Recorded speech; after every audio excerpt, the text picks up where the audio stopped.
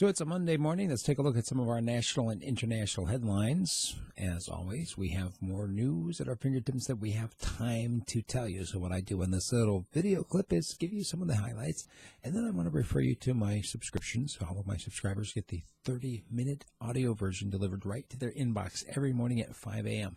You could be one of them as well, just simply by supporting me on Patreon or by becoming a direct subscriber at radiofreespeech.com. So here are some of the headlines. Syrian rebels have taken control of an ISIS-held airbase near Raqqa.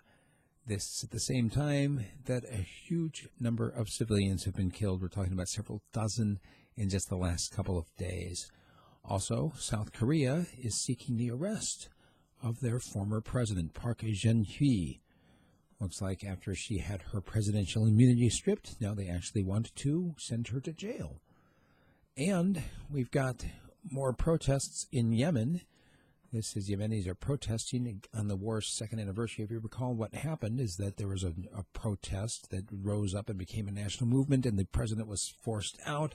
And then another president was basically forced out by invading armies.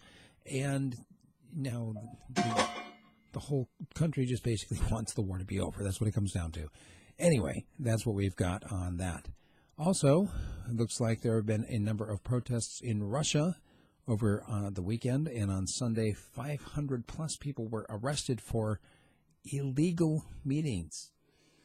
Apparently, it's not legal to protest your government in Russia.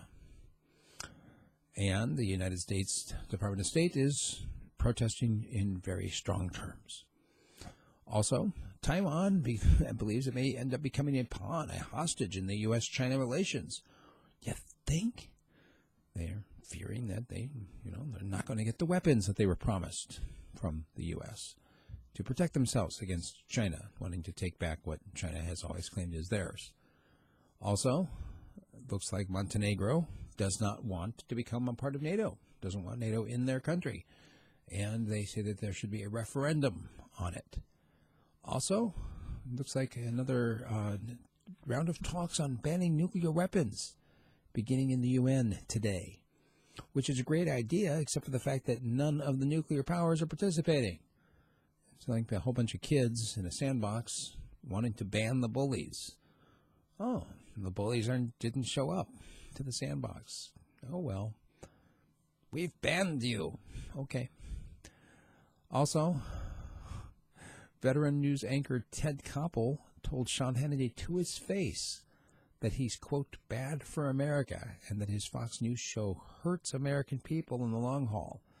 This is on one of the Sunday morning news shows, and who knows what's going to come from it. The last story I have for you is that Coca-Cola apparently funded a number of studies which, quote, diverted blame for obesity away from sugar and pointed the finger at too much screen time, lack of exercise, and lack of sleep. And that's going to be the subject of my commentary today. Check out what I'm doing at radiofreespeech.com.